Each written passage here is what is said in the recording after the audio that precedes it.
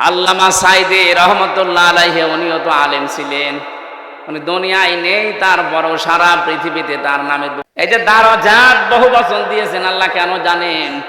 কারণ দিন যত যাবে জ্ঞানের উপরে যারা আমল করে তাদের মর্যাদা আল্লাহ তত বাড়াবে।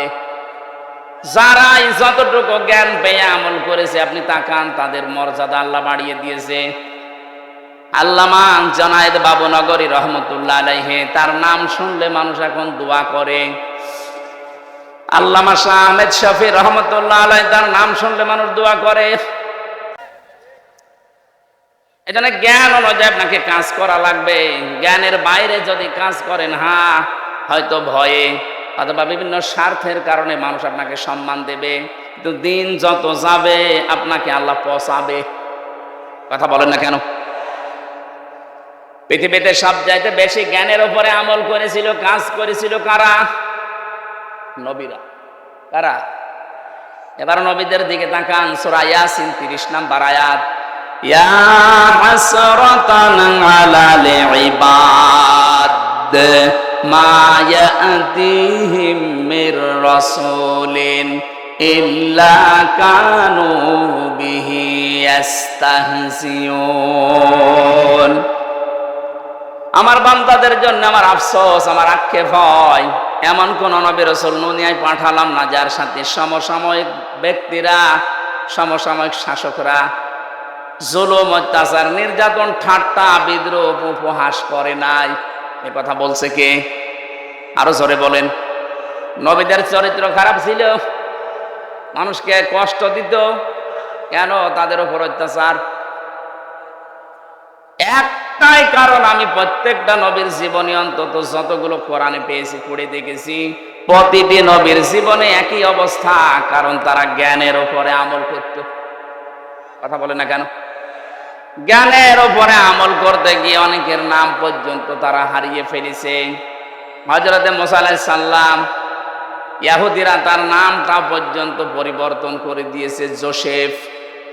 এখন তামাম দুনিয়ায় যারা ইহুদি আছে, মুসা নবীকে আর মুসা বলে না, বলে জোসেফ। কি বলে? খ্রিস্টানরা হযরতে ঈসার নাম পাল্টিয়ে দিয়েছে যিশু। 250 কোটির উপরে খ্রিস্টান তামাম দুনিয়ার 257টা রাষ্ট্রে কম বেশি আছে। আপনি যেখানেই যাবেন দেখবেন ঈসা নবীকে ওরা ডাকে, কিন্তু ঈসা আলাইহিস সালাম বলে না, ঈসা ইবনে মারইয়ামও বলে না, বলে যে যিশু। কি বলে? বলেন। আমাদের জাতির পিতা হযরতে ইব্রাহিম আলাইহিস সালামের নাম তারা পাল্টিয়ে দিয়েছে আব্রাহাম। হযরতে দাউদ আলাইহিস সালামের নাম তারা পাল্টিয়ে দিয়েছে ডেভিড। মুসলিম বিজ্ঞানী ছিল আল ক্যামি, তার নাম পরিবর্তন হয়ে গেছে কেমিস্ট্রি। নবীজির প্রিয় সাহাবী একজন হযরতে জাবির রাদিয়াল্লাহু তাআলা আনহু, তার নামও পাল্টিয়ে দিয়েছে আল জাবরা। এদেশে আল্লামা শফির নাম পাল্টিয়ে দিয়েছে তেতুল হুজুর। কথা বলে না কেন? শহীদ আল্লামা দেলাওয়ার হোসেন সাইদির নাম দিয়েছে দেল্লু শিকদার। আমি কি বানিয়ে বললাম? আমার নামও পাল্টিয়ে দিয়েছে পিসকে হুজুর। আমি কি পিসকে? সত্যি কথা বলতে কি, জ্ঞানের উপরে যারাই দুনিয়াতে কাজ করবে, এটা ইহুদি, খ্রিস্টান, অমুসলিমদের কাজ। ওরা নাম পাল্টায়, ওরা নামের পরিবর্তন করতে পারলে ওদের আনন্দ লাগে। এই জন্যে শহীদ আন্তর্জাতিক জিয়া বিমানবন্দরের নাম পাল্টিয়ে আলাদা করে দিয়েছে। কথা বলেন না কেন? ওয়া তালমিজু আনফুসাকুম ওয়া লা তানাবাজু বিল আলকাব বিইসাল ইসমুল ফুসুক বাদাল ঈমান ওয়া মান লাম ইয়াতুব ফাউলাইকা হুমুজ জালিমুন। আল্লাহ বলেন নাম পাল্টাবা না। আজ যারা নাম পাল্টানোর হিরিক 15 বছর তৈরি করেছিলেন, কি হয়েছে? সে নাম তো আবার সব পাল্টিয়ে যাচ্ছে। কথা বলেন না কেন? টয়লেট থেকে শুরু করে সংসদ পর্যন্ত প্রতিটি জায়গায় নাম পাল্টাতে পাল্টাতে আর পারে নাই। সেটা পায়খানা টয়লেটের নামও দিয়েছে বঙ্গবন্ধু টয়লেট। আর কোথায় দেবেন? জাতে মাতাল হলো কিন্তু তালে ঠিক ছিল। জিয়ার নাম মুছে দিয়েছে ঠিক, এমন একজনের নাম দিয়েছে যেটা মুসলমানদের আবেগের জায়গা, যেন এটা পাল্টাতে না পারে। আপনি এখান থেকে মুছে দিয়ে কি করবেন? আমি আরাফাতের ময়দানে ছিলাম, ওখানে জিয়াউর রহমান লক্ষ লক্ষ গাছ লাগিয়েছে, নিম গাছ। ওটাকে এখন আর ওই দেশের মানুষ নিম গাছ বলে না, বলে জিয়া গাছ। হয়তো ওনার জীবনে থেকে আমি এই কাজটা পেয়েছি। জীবনে যদি আল্লাহ ওনার একটা কাজও পছন্দ না করে, হাজিদের আরাফাতের ময়দানে একটা শান্তির ব্যবস্থা। কি গরম জানেন ওই দেশে? 40, 42, 45, 55 ডিগ্রি সেলসিয়াস চলে। সেখানে একটা নিম গাছের ছায়া পেলে মানুষ মনে হয় আকাশ আমার মাথার উপরে নেমে এসেছে। এই যে লক্ষ লক্ষ হাজী সাহেবেরা আরাফাতের ময়দানে যেহেতু দোয়া কবুল হয়, শহীদ প্রেসিডেন্ট জিয়াউর রহমানের নামে যদি দোয়া করে, আল্লাহ তুমি ওর জীবনের যা হয়েছে হয়েছে মাফ করে দাও, আল্লাহ মাফ করতে পারে না? কথা বলে না কেন? আমরাও দোয়া করছি, আল্লাহ তুমি তাকে মাফ করে জান্নাত দিয়ে দাও, বলেন আমিন। বাংলার মানুষেরা যে কথাটা বলার জন্য এই যে মানুষের নাম পরিবর্তনের হেডিক, এটা ইহুদি আর খ্রিস্টানদের। বাংলাদেশে এই কালচার চালু করেছিল 15.5 বছরে যারা ছিল তারা। কেন আপনি আল্লামা শফির নাম পাল্টিয়ে দিলেন? তেতুল হুজুর একটা নাম হলো। কথা বলেন এখন। নাম পাল্টিয়ে পাল্টিয়ে যাদের বিচার করে করে আব্দুল কাদের মোল্লা নাম পাল্টিয়ে দিয়েছেন।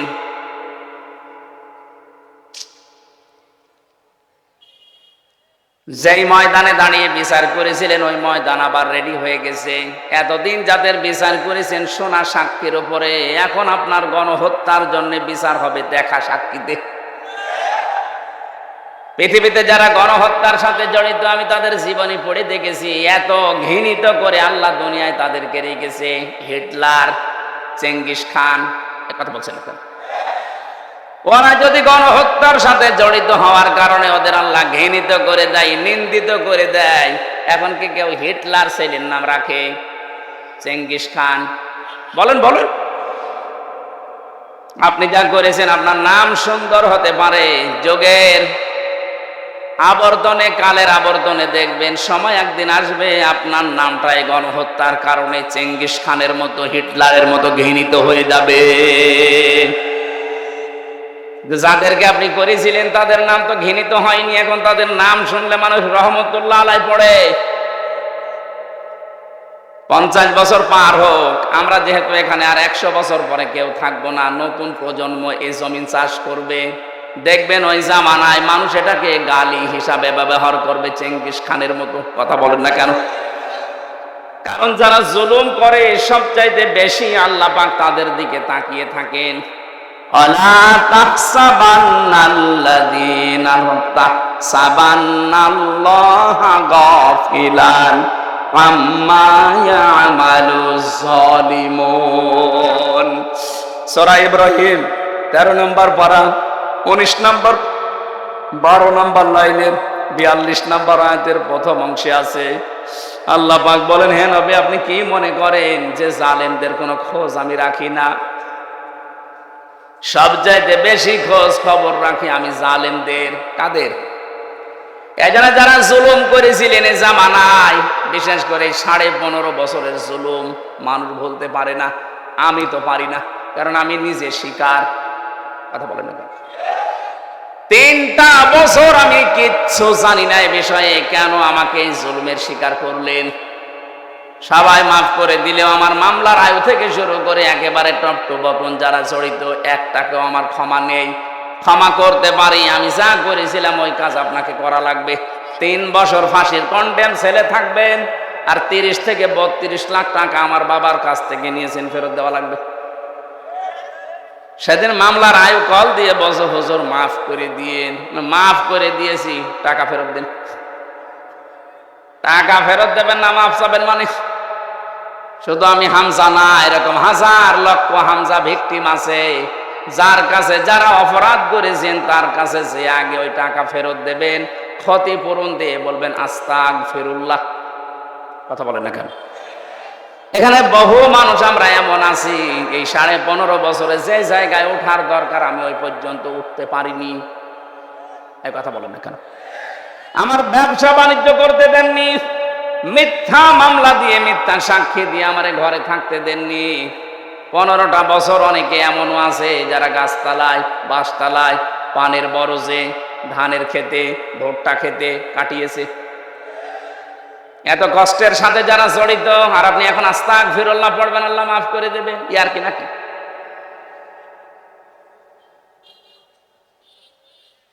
আমি শুধু শিক্ষা নেওয়ার জন্য 2-1টা জায়গায় এগুলো বলেছি যে আমাকে এই কষ্টটা দেওয়া হয়েছিল রিমান্ডে, মাটির নিচে নিয়ে, জেলখানার কন্ডেম ছেলে ফাঁসির। অনেক শয়তান এখন শুনছে, বলছে জেল খেটেছে তাই কি কথা বলা লাগবে? শয়তান তোমার যদি 10 দিন টাঙিয়ে রাখতো তখন বুঝতে। কত অসহায় থাকে ওখানে মানুষ জানেন আপনি? কি করেছেন ইসলামের জন্য, আপনার কি অবদান আছে বলেন তো দেখি। কেউ 8 বছর, কেউ 10 বছর, কেউ 14 বছর পড়ে আছে দুনিয়ায়, কেউ জানে না কি কষ্ট স্বীকার করেছে এক একটা মানুষ। একটা দিন যায় মনে হচ্ছে 2 বছরের সমান। কেউ নেই আপনার আশপাশে, 24 ঘন্টা এতটুকু জায়গায় তালা মারা বসে থাকবেন, কতটুকু সময় পারবেন বলেন?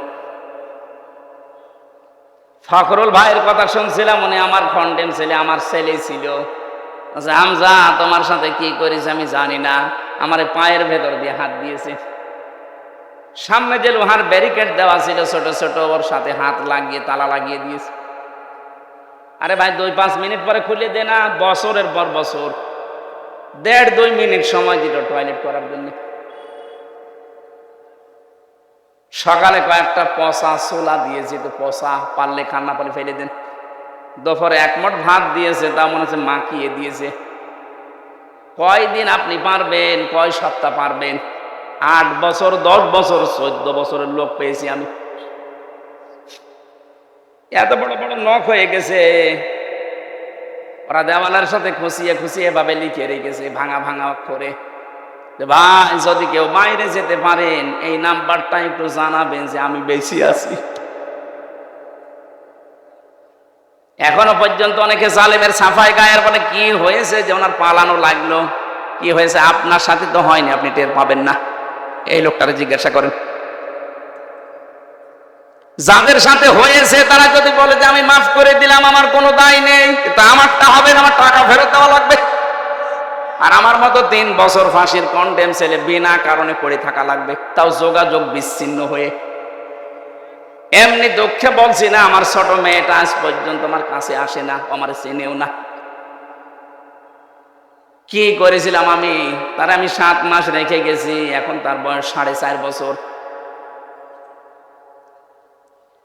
মনে করে এরকম হামসার মতো বহু হুজুর আমাদের বাড়িতে দেখা করতে আসে, এ মনে হয় ওরকম একটা হুজুর। যেদিন আমি জেল থেকে বাড়িতে আসলাম, নিচে এসে আমার বলছে হুজুর চলেন আমাদের বাড়িতে চলেন।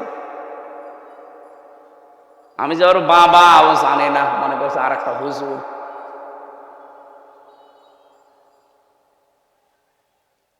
ফেসবুকে যারা উল্টা পাল্টা কথা ছড়ান আমার নামে, বাস্তবতা বুঝে ছড়াবেন। কি ঝড় গেছে আমার এই ছোট জীবনের ওপর, আপনি টের পাচ্ছেন।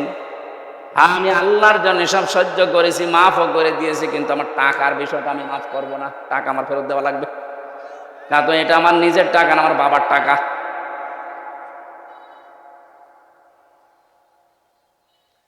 নামের হিড়িক যারা চালিয়েছিলেন এতদিন, কি হচ্ছে আপনাদের নাম এখন? কি হয়েছে ওই জায়গাগুলোর নাম দেখেন। প্রত্যেকটা জায়গা থেকে জনগণ ওই সাইনবোর্ড লাগিয়ে টাঙিয়ে ফেলে দিয়ে জেলার নাম লিখে দিচ্ছে। কুষ্টিয়ায় ওখানে একটা বানিয়েছিল ব্রিজ, নাম দিয়েছিল, এখন জনগণ ওইটা উল্টিয়ে লিখে দিয়েছে কুষ্টিয়া ব্রিজ। কি হইলো আপনার এই নাম দিয়ে? এই নামের হিড়িক যেন সামনে আর কেউ পরিবর্তন করার হিড়িক তৈরি না করেন, তাহলে আপনার 5 বছরের পরে নামটা কিন্তু পরিত্যক্ত হয়ে যাবে। কোরআনে কারিমে আল্লাহ জানে খবিয়াতান দিয়েছেন, আমি উজাড় করে দেব, পরিত্যক্ত বানিয়ে দেব। বলেন নাউজুবিল্লাহ। তাহলে আজকে থেকে সম্মান আর মর্যাদা যদি কেউ পেতে চায়, ঈমান আনা লাগবে শিরিক মুক্ত। কথা বুঝতেছেন? ঈমান আনা লাগবে শিরিক মুক্ত। প্রশ্ন আসতে পারে আমাদের শিরিক মুক্ত তো ঈমান না। আমাদের এরকম ঈমান আবু জাহেলের ছিল। কি বানিয়ে বলছি? এই যে আলেম বসে আছে মাদ্রাসার মুহতামিম, সূরা আনকাবুতের ভেতরে আছে ওয়ালা ইন সাআলতাহুম মান খালাকাস সামাওয়াতি ওয়াল আরদা লা ইয়াকুলুন্নাল্লাহ ফাআন্না তুফাকুন। রব্বুল আলামিন বলেন, হে নবী, ওদেরকে যদি জিজ্ঞাসা করেন আকাশ আর জমিন চন্দ্র সূর্য কে বানিয়েছে, লা ইয়াকুলুন্নাল্লাহ, লামে তাকিদ নুনে সাকিলা, গ্যারান্টি দিয়ে বলবে আল্লাহ বানিয়েছে। এগুলো কে বানিয়েছে? ওরা গ্যারান্টি দিয়ে বলবে আবু জেহেল যে আল্লাহ বানিয়েছে। ও কাবা শরীফের সভাপতি ছিল, আপনি তো সিরাজগঞ্জ মসজিদের সভাপতি। সিরাজগঞ্জ গোল চত্বরের মসজিদের সভাপতি হয়ে আপনি বগল বাজাচ্ছেন যে আমি জান্নাতে যাব না, যাবে কে? আপনি যদি ওইরকম ঈমান নিয়ে জান্নাতের আশা করে বসে থাকেন, তে আবু জেহেল কি দোষ করেছিল? ও তো সিরাজগঞ্জের মসজিদের সভাপতি না, ও ছিল কোন মসজিদের? কাবার। এমনকি যেদিন বদরের ময়দানে যাবে, ওই দিন কাবার গিলাফ ধরে কেঁদে কেঁদে বলছিল, কাবার মালিক তুমি আসো, আমি জানি আমি মুহাম্মদের বিরুদ্ধে অস্ত্র নিয়ে যাচ্ছি বদরের ময়দানে, সত্যের পক্ষে যে আছে তাকে তুমি বিজয় দিয়ে দিও। ওর দোয়া ছাতা কবুল হয়ে গেছে, কারণ ও তো সত্যের পক্ষে ছিল না। সত্যের পক্ষে যিনি ছিলেন আল্লাহ তাকে বিজয় দিয়েছে। কথা বলেন ঠিক কিনা? এই জন্য আমার মূল কথা এই, আমরা যদি সত্যি ঈমান আনতে পারি, ঈমানটা শিরিক মুক্ত হওয়া লাগবে। শিরিক আমি এক কথায় বলছি, আল্লাহ যেটা পারে ওইটা অন্য কেউ পারে, এই কথা বিশ্বাস করার নাম শিরিক। আর শিরিক যে করে সে মুশরিক।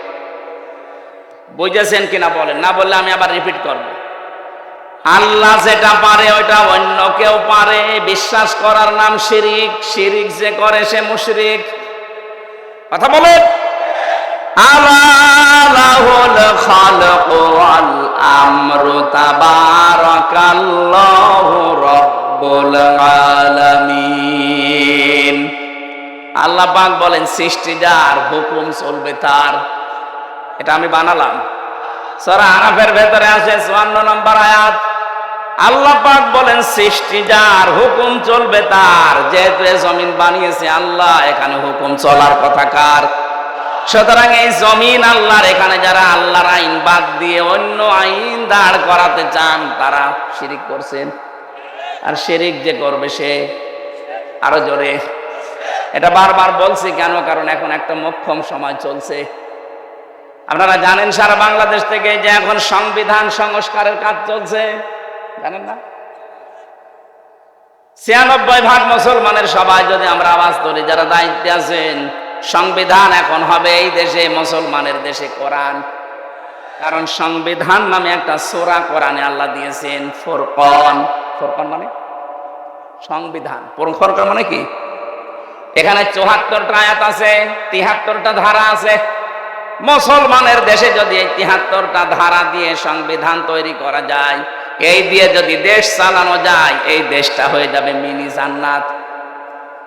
আর আমরা এটাই চাই। একথা বলছি না কেন? এই জন্য আমরা আহ্বান জানাচ্ছি, সংবিধান যখন সংস্কারের কাজ চলছে, পরিবর্ধনের জন্য আলেমদেরকে আপনারা ডাকছেন, একটু কথাটা মেনে নেন। এতদিন তো 53 বছর দেখলেন বিভিন্ন নিয়ম নীতি, এখন একটু এইটা দেখেন না কেন? এই ধারা লাগবে না, শুধুমাত্র এই 73টা ধারা একটু সংযোজন করে দিন। বাকি ধারা একটাও লাগবে না। আমি গ্যারান্টি দিলাম, 41 সাল টার্গেট দিয়েছিল, ওরা 41 সাল লাগবে না, 41 দিনেই বাংলাদেশ রোল মডেল হয়ে যাবে। কারণ চুরি হবে না, ডাকাতি হবে না, জেনা নেই, ধর্ষণ নেই। এই 73টা ধারার ভেতর আল্লাহ সব লুকিয়ে রেখেছেন, শুধু এগুলো প্রয়োগ করা দরকার। কারণ যিনি বানিয়েছেন তিনি জানে যে ওর দুর্বলতা কোথায়। কথা বলেন না কেন? এজন্য আল্লাহ ঠিক ওইভাবে করে আইনগুলো সেট করেছেন। একটাও নেই, এই জন্য আমরা নিরাপত্তা পাই না, স্বস্তিতে শান্তিতে নিশ্চিন্তে বাস করতে পারি না। অমান দাখালাহু কানা আমিনা। আল্লাহ পাক বলেন কাবার যে চত্বরটা আমি এটা কিন্তু নিরাপত্তা দিয়ে ঢেকে রেখেছি। কাবার যে এলাকাটা এটা নিরাপত্তা দিয়েছে কে? কেন? কারণ এই জায়গায় আল্লাহর বিধান চলে, এখানে কোনো শিরিক নেই। আপনি কাবার এলাকার ভেতরে শিরিক পাবেন না। কাবার বাইরে যান, সেখানে চিন্তায় আছে, মারামারি আছে, ঝগড়াঝাটি আছে, কিন্তু কাবার ভেতরে আমি দেখেছি এটা নিরাপদ জায়গা। আল্লাহ কোরআনে কারিমে সূরা আলে ইমরানের 93 নম্বর আয়াতে জানিয়েছেন ওমান দাখালাহু কানা আমিনা। এখন আমার প্রশ্ন, বাংলাদেশ কি কাবা শরীফ? ঘুমাচ্ছে? বলেন বাংলাদেশ কি কাবা শরীফ? কত দূরে এটা? 650 কিলোমিটার দূরে কাবা থেকে। তাহলে 56,000 বর্গ মাইলকে যদি কাবার মতো নিরাপদ বানাতে চান, স্বস্তি শান্তি নিরাপত্তা দিয়ে ঢেকে রাখতে চান, অবশ্যই এখানে কিছু একটা করা লাগবে। কি সেটা? সূরা নাম 82 নম্বর আয়াত, 7 নম্বর পারা, 17 নম্বর পৃষ্ঠার 1ম নম্বর লাইনে আল্লাহ দিয়েছেন আল্লাযীনা আমানু ওয়া লাম ইয়ালবিসু ঈমানাহুম বিযুলমিন উলাইকা লাহুমুল আমনু ওয়া হুম মুহতাদুন। আল্লাহ পাক বলেন যারা ঈমান আনবে আর ঈমানের সাথে জুলুমকে মিশ্রণ করবে না। এখানে জুলুম মানে শিরিক। জুলুম মানে কি? যারা জুলুমকে মিশ্রণ করবে না ঈমানের সাথে, উলাইকা লাহুমুল আমনু। আল্লাহ যেন এভাবে দেখাচ্ছেন উলাইকা লাহুমুল আমনু, এই মানুষগুলো শান্তির হকদার। সুতরাং আল্লাহ শান্তি দেওয়ার মালিক, স্বস্তি দেওয়ার মালিক, নিরাপত্তা দেওয়ার মালিক। রব্বুল আলামিন সূরা কুরাইশ নাজিল করে গ্যারান্টি দিয়েছিলেন কুরাইশদেরকে, লিলাফি কুরাইশিন ইলাফিহিম রিহলাতাশ শিতাই ওয়াস সাইফ ফালিয়াবুদু রাব্ব হাদাল বাইত আল্লাযী আত'আমাহুম মিন জু' ওয়া আমানাহুম মিন খাউফ। বলেন আল্লাহু আকবার। যদি এই ঘরের মালিকের ইবাদত করতে পারো, ক্ষুধা লাগলে খাবারের ব্যবস্থা আল্লাহ তোমাদের করে দেবে। আর যদি ভয় পাও, ভয়ের সময় নিরাপত্তা দেবে, স্বস্তি শান্তি ফিরিয়ে দেবে। আমাদের 56,000 বর্গ মাইল সত্যি যদি আমরা এখন নিরাপত্তা দিতে চাই, যেভাবে প্রতিবেশীরা আধা জল খেয়ে লেগেছে, নিরাপত্তা দিতে হলে, ষড়যন্ত্র থেকে বাঁচাতে হলে জাতিকে শিরিক থেকে বাঁচাতে হবে, তাছাড়া সম্ভব না। আর আমরা চাই এই জন্যে এদেশ যেন শিরিক মুক্ত হয়। বহু চেষ্টা আমরা বিভিন্ন কায়দায় চালাচ্ছি, কিন্তু জাতি এত অজ্ঞ, বিশেষ করে মেয়েরা। আবার শোনেন, আল্লাহ যেটা পারে ওটা অন্য কেউ পারে বিশ্বাস করার নাম শিরিক। শিরিক যারা করে তারা সন্তান দিতে পারে কে? অন্য কেউ পারে। বিশ্বাস যারা করেন তারা কিন্তু শিরিক করছেন। আমি একটা উদাহরণ দিলাম না, আইন দিতে পারে আল্লাহ। আল্লাহর আইন বাদ দিয়া যারা অন্য আইন এখানে জারি করার চেষ্টায় আছেন, আপনি নামাজ পড়লে, রোজা রাখলে, হজ করলে, যাকাত দিলেও আপনি মুশরিক। আশা করছি আপনি বুঝেছেন। এরপরও যদি কেউ না বোঝার ভান করে থাকেন, আপনাকে কোরআন শরীফ দিয়ে হবে না, বুখারী শরীফ দিয়ে হবে না, আপনার বাকারী শরীফ লাগবে। আল্লাহ আপনাকে বোঝার তৌফিক দিন, বলেন আমিন। এজন্য ঈমান আনার পাশাপাশি জ্ঞান অনুযায়ী যদি আমরা আমল করতে পারি, দিন যত যাবে সৃষ্টি জগতের সামনে আমাদের মর্যাদা সম্মান আল্লাহ বাড়াতেই থাকবে। আল্লাহ যেন আমাদেরকে এটা দেখান, বলেন আমিন। কোরআনে কারীমের সূরা মুতাফফিফিন, এখান থেকে মাত্র 3-4টা আয়াত আমরা তেলাওয়াত করেছি তাফসীর আকারে। আপনারা সেই মাগরিব থেকে বসে আছেন তো আমি দেখতে পাচ্ছি, অনেকে ওঠাউঠি করছে। এটা পেশাব পায়খানার ব্যাপার আছে, আবার অনেকের বিড়ির নেশা আছে। বিড়ি খাওয়ার যাদের নেশা আছে এই মানুষগুলো তো উঠবে, এদেরকে আপনি ওয়াজ করে ঠেকাতে পারবেন না। সুতরাং যাদের পোষা পায়খানা বিড়ি খাওয়ার খুব নেশা লেগেছে, আপনি খেয়ে আবার চলে আসবেন। একেবারে চলে যেন না, খেয়ে আবার চলে আসবেন। আসবেন তো ইনশাআল্লাহ। আমরা কোরআনে কারিমের সূরা মুতাফফিফিন, এই খুব ভালো করে শুনবেন, এটা একটা আমাদের সামাজিক জীবনের কাজ। আল্লাহ পাক বলেন মুতাফফিফিন মানে কি? যারা নেওয়ার সময় বেশি করে নেয় আর দেওয়ার সময় ওজনে কম দেয়, এ মানুষগুলোর ধ্বংস কামনা করেছে আল্লাহ নিজে। বলেন নাউজুবিল্লাহ। আজ আমাদের পরিবার, সমাজ আর রাষ্ট্র এই ওজন কম বেশি এইটার কারণে ধ্বংস হয়ে যাচ্ছে। আমি যেমন বিশ্ববিদ্যালয়ে দেখেছি অনেক স্যার যারা আছে, যারা ডক্টর, বিভিন্ন ভার্সিটি থেকে যারা ডক্টরেট করে আসে, আল আজহার থেকে, মদিনা থেকে, বিশ্বের বিভিন্ন জায়গা থেকে তারা জ্ঞান আহরণ করে আমাদেরকে যারা শিক্ষা দেয়, তারা কিন্তু নেওয়ার সময় বিভিন্ন জায়গা থেকে ভালোই নিয়েছিল, কিন্তু দেওয়ার সময় আর সঠিকভাবে দিতে চায় না। তখন বলে প্রাইভেট পড়া লাগবে, কোচিং করা লাগবে, বা উনি অন্য বিশ্ববিদ্যালয় প্রাইভেটে যে ক্লাস করায়। আমি শুধু ভার্সিটির স্যারদের উদাহরণ দিলাম এই জন্যে, এটা প্রাইমারি থেকে শুরু করে একেবারে কলেজ পর্যন্ত সব জায়গায়, হাফিজি মাদ্রাসা থেকে একেবারে দাওরা মাদ্রাসা পর্যন্ত, 1 থেকে কামেল পর্যন্ত প্রত্যেকটা জায়গার জন্য বলছি, শিক্ষক যারা আছেন, নেওয়ার সময় যারা বেশি বেশি জ্ঞান অর্জন করেন, দেওয়ার সময় যারা সঠিকভাবে দিতে চান না ছাত্রদেরকে, তখন আবার প্রাইভেট পড়া লাগবে, কোচিং করা লাগবে, আপনি কিন্তু ধ্বংস হয়ে যাবেন। এক কথা বলছেন। আল্লাহ সূরার শুরুতে এইটাই জানিয়েছেন, ওয়াইলুল লিল মুতাফফিফিন আল্লাযীনা ইযা তালু আলান নাসি ইস্তাওফুন। ধ্বংস হয়ে যাক ওই মানুষগুলো যারা নেওয়ার সময় বেশি নেয়, দেওয়ার সময় কম দেয়। আর সারাটা জীবন আমরা এই লাইনে আছি, নেওয়ার সময় কিন্তু এলেম, নেওয়ার সময় জ্ঞান বিভিন্ন জায়গা থেকে যেভাবে সংগ্রহ করি, কিন্তু ওইটা যখন বিলোপন করার সময় হয়, ডেলিভারি দেওয়ার সময় হয়, এটা তখন আর সঠিকভাবে আমরা দিতে চাই না, বিভিন্ন ক্রস কারণ দেখিয়ে আমাদেরকে আল্লাহ ধ্বংস করে দেবেন। অনেকেই মনে করি যে এটা শুধু দোকানদারদের জন্য, তারা ওজনে কম বেশি করে না, এটা সব। হযরতে শুআয়ব আলাইহিস সালামের জামানায় তার জাতিকে আল্লাহ যে 2টা কারণে ধ্বংস করেছিলেন, তার 1 নম্বরে তারা ওজনে কম বেশি করত। আজ উম্মতি মুহাম্মদী আমরা দাবি করে হাজারো মানুষ এখানে আছি যারা খাদ্যে ভেজাল দেয়, খাদ্যের ভেতরে বিভিন্ন বিষ মিশিয়ে দেয়। এই কথা বলেন না কেন? এই যে ফরমালিন যারা দেন, এইটা খেয়ে যদি কোনো মানুষ অসুস্থ হয়, তার বিভিন্ন শরীরের অর্গানগুলো নষ্ট হয়ে যায়, লোকটা যদি মৃত্যুর কোলে ঢলে পড়ে। আপনি তো ফলের ভেতরে, সবজির ভেতরে, খাদ্যের ভেতরে ফরমালিন দিয়েছিলেন, বিষ দিয়েছিলেন, ঔষধ দিয়েছিলেন, কিন্তু কিয়ামতে আপনি যখন উঠবেন তখন মানুষ হত্যাকারীর তালিকায় উঠবেন। আমি তো এই আয়াত পড়ার পরে দেখতে পাই বাংলাদেশে বহু মানুষ হত্যাকারীর তালিকায় কিয়ামতে উঠবে। কথা বলেন ঠিক কিনা? এজন্য খুব সাবধান, এই জায়গায় কোনো খাদ্যে ভেজাল দেবেন না। খাদ্যের কৃত্রিম, এই যে বিভিন্ন মানুষ টাকা পয়সার জন্য এগুলো সংকট তৈরি করেন, আপনি যে কত বড় অপরাধী আল্লাহর কাছে আপনি টের পাচ্ছেন না।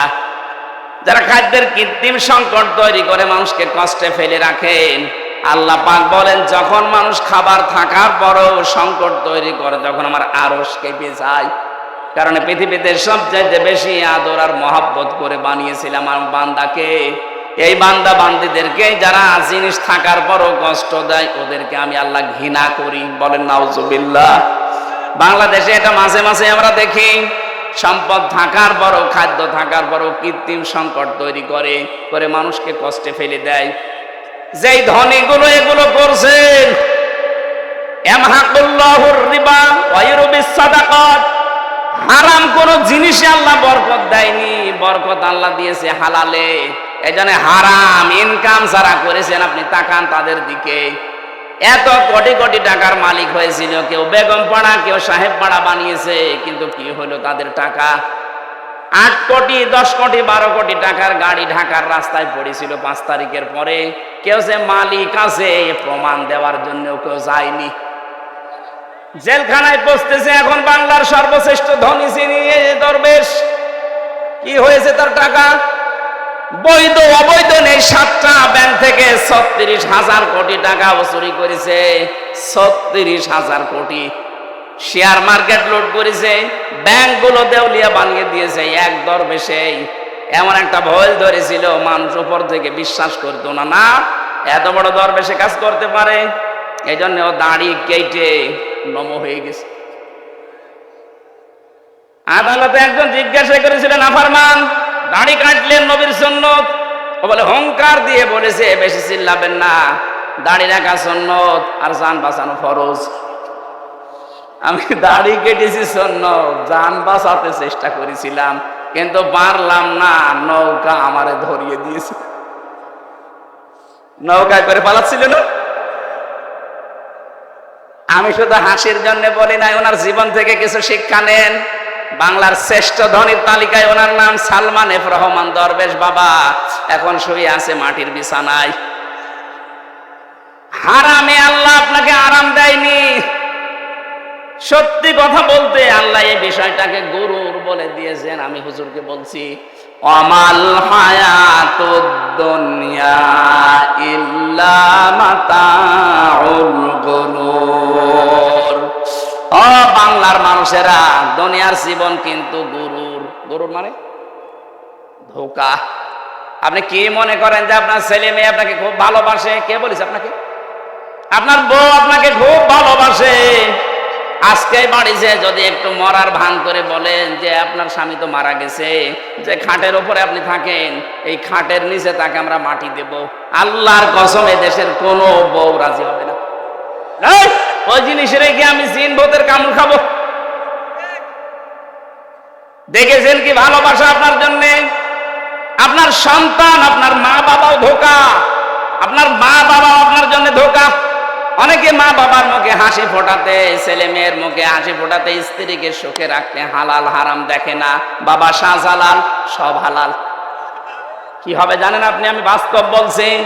200 বছর পর, মাত্র কত বলেন বলেন, মাত্র 200 বছর পরে যদি আজকের এই প্রধান অতিথি উনি যদি এই গ্রামে ঘুরে আসে 200 বছর পর, তখন তো এখানে আর আমরা একজনও থাকবো না।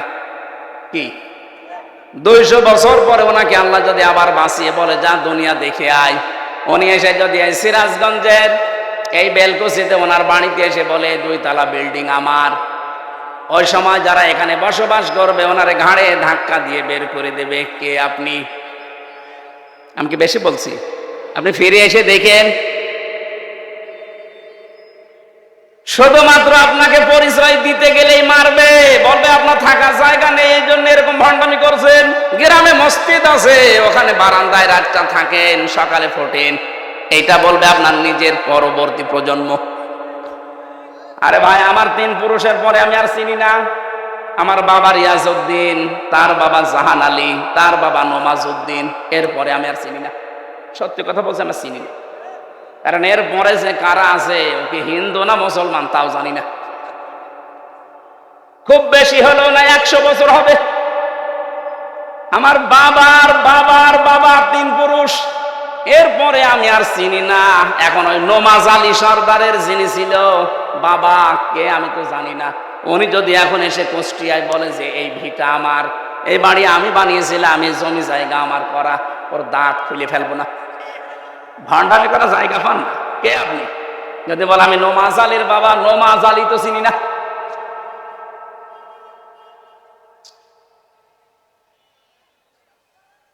দুনিয়ার জীবনটা সত্যিই কিন্তু ধোঁকা। এজন্য হারাম অবৈধ ইনকামের পথে যারা পা বাড়িয়েছেন আপনি থামেন, নয়তো কিন্তু এইটাই আপনার কাল হয়ে দাঁড়াবে। আরে ভাই, মানুষের জীবন তো সফল ওই লোকটা ফামাঙে সহসিহানিন্নার ওয়া উদখিলাল জান্নাতা ফাকাদ ফাজ। আল্লাহ পাক বলেন ওই লোকটার জীবন সফল, সাকসেস, যাকে আমি আল্লাহ আস্তে করে জাহান্নামের কাজগুলো ছেড়ে দেওয়ার তৌফিক দেই আর আস্তে আস্তে জান্নাতের কাজের দিকে এগিয়ে দেই। এটা এক অর্থ। দুই নাম্বার অর্থ হচ্ছে যাকে কিয়ামতে আমি আল্লাহ জাহান্নামের আগুন থেকে মুক্ত করে জান্নাতি বলে ঘোষণা দিয়ে দেব, এই লোকটার জীবন সফল। কোরআনে কারিমে আল্লাহ ইসকাউনা মির রাহিকিম মাখতুম খিতামুহু মিসক ওয়া ফি যালিকা ফালিয়াতানাফাসিল মুতানাফিসুন। জোরে বলেন আমিন। রব্বুল আলামিন জানিয়েছেন ইসকাউনা মির রাহিকিম মাখতুম, রাহিক শব্দের শাব্দিক অর্থ হচ্ছে শরাব, মদ। আল্লাহ পাক এমন মদ তোমাদেরকে পান করাবেন, এমন শরাব। এই মদের বর্ণনা আল্লাহ দিয়েছেন খিতামুহু মিসকন, মিস্ক আম্বর দিয়ে যার মুখটা আটকানো থাকবে। আজ পর্যন্ত ওই মদের বোতল কেউ খোলে নাই। মদের বোতল এমনিতেই গন্ধ হয়ে যায় যদি আটকে রাখেন কোনো জিনিস, এটা পৃথিবীর নিয়ম। পৃথিবীর কোনো জিনিস যদি কেউ এক জায়গায় রেখে দেয়, যত দামি জিনিস হোক, ওটা নষ্ট হয়ে যাবে। আপনি পানি এক জায়গায় রেখে দেন, দেখেন গন্ধ হবে, পোকামাকড় তৈরি হবে, দুর্গন্ধ বের হবে। কথা বলছেন এখন, পচন ধরে যাবে। লোহা লক্কড় এক জায়গায় রেখে দেন, দেখেন জং ধরবে, মরিচা পড়বে, আস্তে আস্তে নষ্ট হয়ে যাবে। পৃথিবীর নিয়মই এইটা, কোনো জিনিস এক জায়গায় রাখলে ঠিক থাকে না, আর মুখ আটকালে তো ওটা আগে নষ্ট হয়ে যায়। আল্লাহ পাক বলেন একটা মেয়াদ আছে, এরপরে ওটা ঠিক থাকে না। সে বোতল জাত বলেন আর যাই বলেন, আল্লাহ বলেন আমি এমন মাখতুম দিয়েছি খিতামুহু মিসক, এটা আমি মেশকে আম্বর দিয়ে মুখটা আটকিয়ে দিয়েছি। অফি যালিকা ফালিয়াতানাফাসিল মুতানাফিসুন, এই মদ যারা খাবে দিন যত যাবে তাদের চেহারা পাল্টাতে থাকবে, তারা মাতাল হবে না, কোনোদিন হুঁশারা হবে না। সুতরাং এই জান্নাত পাওয়ার জন্য যারা প্রতিযোগী আছে তাদের প্রতিযোগিতা করা উচিত। কে বলছেন? সুতরাং আমাদের এই দশর দুনিয়ায়, এই নশ্বর পৃথিবীতে আমরা যদি বুদ্ধিমান হয়ে থাকি, আমাদের ওই বানানো আল্লাহর যে বাগান জান্নাত, যেটাতে মদ আল্লাহ রেখে দিয়েছেন মুখ ঢেকে, ওইটা পাওয়ার জন্য প্রতিযোগিতা করা দরকার। মিজাজুহু ওয়া মিজাজুহু মিন তাসনিম, আল্লাহ পাক বলেন আমি তাসনিম রেখেছি। আমি আজকে তাসনিমের ব্যাখ্যাটা পেয়েছিলাম। তাসনিম মানে আমরা মনে করি, এটার ব্যাখ্যায়, তাসনিমের ব্যাখ্যায় আছে সবচাইতে উত্তম এবং সুন্দর পানি। বিশ্বের ভেতরে এখন একজনের নাম আপনারা শোনেন, এই যে নীতা আম্বানি, ভারতে বাড়ি। এই মেয়েটা যে পানি খায়, এই পানির নাম অ্যাকোয়া ডি ক্রিস্টোলা। এক এক বোতল 750 গ্রামের বোতলের দাম বাংলাদেশের টাকায় 51 লাখ টাকা। এক বোতল পানি মাত্র 750 গ্রাম, 51 লাখ টাকা দিয়ে এক বোতল পানি খায়। এরকম যদি 10 বোতল পানি রাত দিন মিলে লাগে, হিসাব করে তো কত টাকা আসে? 5 গ্রাম স্বর্ণের পোড়ানো, স্বর্ণ পোড়ানো যেটা আছে পানি, ওই যে ছাই আছে স্বর্ণ পোড়ানো, ওইটা ওর ভেতরে দেওয়াটা স্বাস্থ্যের জন্য নাকি ভালো। আল্লাহ পাক বলেন জান্নাতের যে মিজাজুহু তাসনিম, এটা যদি মানুষের ভেতরে যায়, দিন যত যাবে তার চেহারা তত গ্লেজ দেবে। যেন নীতা আম্বানির বয়স অনেক, 60 বছরের উপরে, কিন্তু মনে হচ্ছে 30 বছর বয়স। আমার মনে হয় মিডিয়া যারা আছে, নীতা আম্বানির নাম শুনে রসপিকার মতো আবার আমার কোন তাল লাগায় আল্লাহ জানে। এরা খালি প্যাচ লাগানোর ধান্দায় আছে। আমি তো একটা উদাহরণ দিলাম তাসনিম দিয়ে। এত উত্তম পানি আল্লাহ আমাদের জন্য ব্যবস্থা করে রেখেছেন। আইনাই ইয়াশরাবু বিহাল মুকাররাবুন, যারা আল্লাহর সান্নিধ্য প্রাপ্ত বান্দা হবে তাদেরকে আল্লাহ এই আইনুন মানে ঝর্ণা, এখান থেকে পান করাবে। জোরে বলেন আমিন। আমাদের ওই যোগ্যতা আছে কিনা আপনি নিজেই বুঝতে পারছেন, আপনি ওই জায়গায় যেতে পারবেন কিনা। এই জন্য হাওয়া হারাম, অবৈধ, নেওয়ার সময় বেশি বেশি নেওয়া, দেওয়ার সময় কম কম দেওয়া, এই সমস্ত কাজ কারবার ছেড়ে দেওয়া লাগবে। খাদ্যে ভেজাল দেওয়া, ওজনে কম বেশি করা, মানুষকে ঠকানো, এগুলো সব মনে করবেন আমার নিজের জন্য ঠকছি আমি। একজনকে ঠকানো মানে আমি আগে নিজে ঠকলাম, কারণ কিয়ামতে এই ঠকা জিনিস আগে তাকে দেওয়া লাগবে। দুনিয়ায় কাউকে যদি কেউ ঠকান, আগে দুনিয়ার ময়দানে না, কিয়ামতে যখন আল্লাহ বিচার করবে ওইটা আগে তাকে ফেরত দেওয়া লাগবে। কি দিয়ে দেবেন? দুনিয়ায় যে কয়টা ভালো কাজ করেছিলেন নেকির কাজ দিয়ে দেওয়া লাগবে। এজন্য সবচাইতে বড় আহাম্মক ওই লোকটা, যে লোকটা মানুষের ক্ষতি করে আনন্দ পায়, অথচ এইটার দ্বারা তার নিজের ক্ষতি হয়। আল্লাহ তুমি আমাদেরকে সহজভাবে এটা বোঝার তৌফিক দেন, বলেন আমিন। আপনার দ্বারা যদি কারো উপকার নাও হয়, দুনিয়ায় যেন কারো ক্ষতি করবেন না, কারণ ক্ষতি করা মানে নিজের পায়ে কোড়াল মারা। হযরতে হাসান বসরি রাহমাতুল্লাহ আলাইহি, উনি একজনের কাছে ফলের ঝুড়ি সাজিয়ে সাজিয়ে পাঠিয়ে দিলেন। লোকটা ফলের ঝুড়ি জিজ্ঞাসা করছে, কে পাঠিয়েছে? বলে হাসান বসরি। ও জিজ্ঞাসা করে, কেন? আমি তো তার নামে বদনাম করলাম, আর সে আমার জন্য ফলের ঝুড়ি পাঠিয়েছে। ডাক দিয়ে বলে, আল্লাহর বান্দা, সে খুব ভালো করে জানে আপনি যে বদনাম করলেন ওই দোষ সে করে নাই।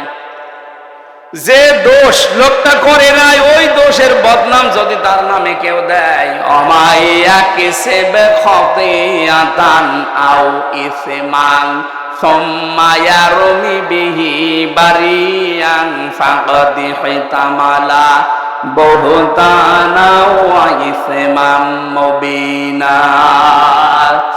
সূরা নিসা 112 নম্বর আয়াতে আল্লাহ জানিয়েছেন, পৃথিবীতে এমন অনেক আহাম্মক মার্কা মানুষ আছে, নিজে অন্যায় করে, নিজে দোষ করে, অপরাধ করে, আর এটা একটা নির্দোষ ভালো মানুষের মাথার উপরে চাপিয়ে নিজে ভালো সাজে।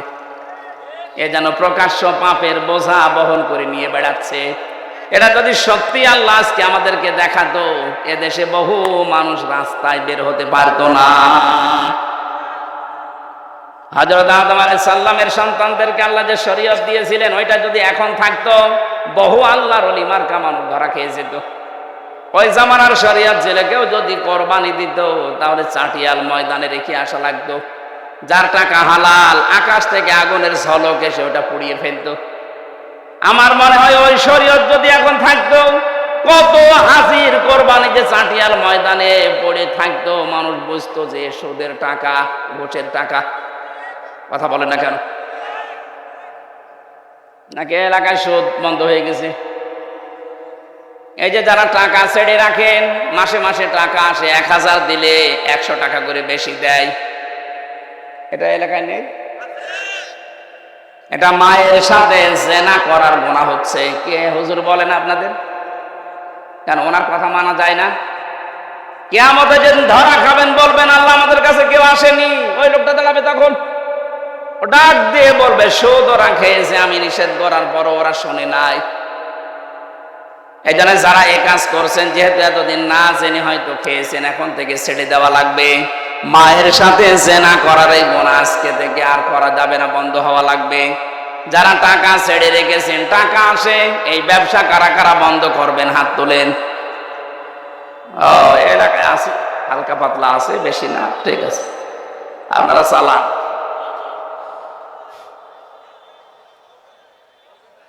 আমাদের যেখানে দৌড়ানোর কথা, প্রতিযোগিতার কথা আল্লাহ জানিয়েছেন, ওই প্রতিযোগিতায় লিপ্ত হওয়া আমাদের এখন সময়ের দাবি। যাই আছে জমিন ঠিক থাকবে এভাবে, আপনি আর আমি 100 বছর পরে আর কেউ থাকবো না। সুতরাং যেটা আল্লাহ বানিয়েছেন ওই জমিনের দিকে আপনি দৌড়াবেন, তার নাম বাগান, জান্নাত। রব্বুল আলামিন বলেন ওই জান্নাতের দিকে দৌড়াও। ওয়াসারিউ ইলা মাগফিরাতিম মির রাব্বিকুম ওয়া জান্নাতিন আরদুহাস সামাওয়াতু ওয়াল আরদ উইদ্দাত লিল মুত্তাকিন। আল্লাহ আমাদেরকে আয়াতগুলো প্র্যাকটিক্যাল লাইফে মেনে চলার তৌফিক দিন, বলেন আমিন। আমি জেলে বসে বসে যে কয়টা বই লিখেছিলাম, তার ভেতরে একটা আমার কাছে আছে আজকে এই গাড়িতে, সৃষ্টি জগৎ নিয়ে লেখা। এটা অনেক তথ্য দেওয়া আছে, আপনারা পেয়েছেন কিনা জানি না, যাওয়ার সময় এটা নিয়েছেন। আল্লাহুম্মা আমিন। লা ইলাহা ইল্লা আনতা সুবহানাক ইন্নী কুনতু মিনাজ জালিমিন। রব্বুল আলামিন কোরআনে কারীম থেকে যেই কয়টা কথাই বলেছি, তুমি আমাদের জীবনে সেট করে দাও। এ মাহফিলের আয়োজন করতে গিয়ে তোমার যে বান্দাগুলো শ্রম দিয়েছে, তুমি তো দেখেছো কে কিভাবে এগিয়ে এসেছে। কোরআনের প্রচারে, কোরআনের প্রসারে, কোরআনের শিক্ষায় যারা এগিয়ে আসে, আল্লাহ তুমি তাদের জীবনের অভাব দূর করে দাও।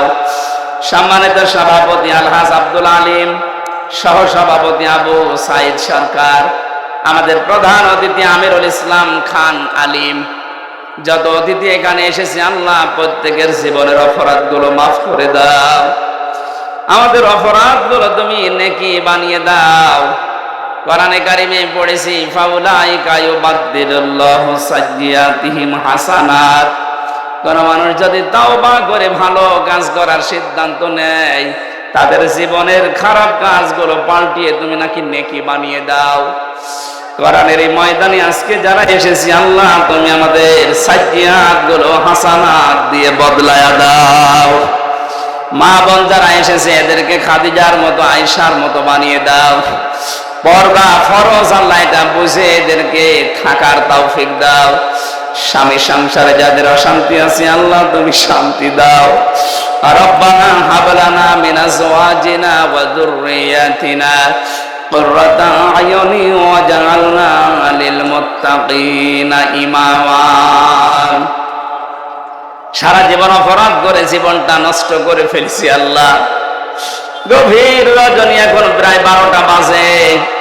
তুমি রাত 12টার পরেই তো প্রথম আসমানে এসে ডাকতে থাকো, কার অপরাধ আছে আমার কাছে ক্ষমা চা। আমরা সত্যি অপরাধী, আমরা ক্ষমা চাচ্ছি, গোপনে না প্রকাশ্যে, ওপেন ভাবে আমরা নিজেরা স্বীকৃতি দিচ্ছি, আল্লাহ আমরা অপরাধী। মেহেরবানি করে তুমি আজকে আমাদেরকে মাফ করে নিষ্পাপ বানিয়ে দাও। আল্লাহুম্মা গফিরলি ওয়ারহামনি ওয়াহদিনি ওয়াফিনি ওয়ারযুকনি ইয়া রাব্বাল আলামিন। এলাকায় মাটির নিচে যারাই ঘুমিয়ে আছে, কবরগুলো জান্নাত বানিয়ে দাও। যে বাড়িতে এসে বসেছিলাম, ও বাড়ির উপরে তোমার রহমত নাজিল করো। আল্লাহ তাআলা, আমি সহ যারা অসুস্থ আছি, এই 3টা বছর জেলখানায় আমি অসুস্থ হয়ে পড়েছি, মেহেরবানি করে তুমি আমাদেরকে শেফায়ে কামেলা আজেলা দি।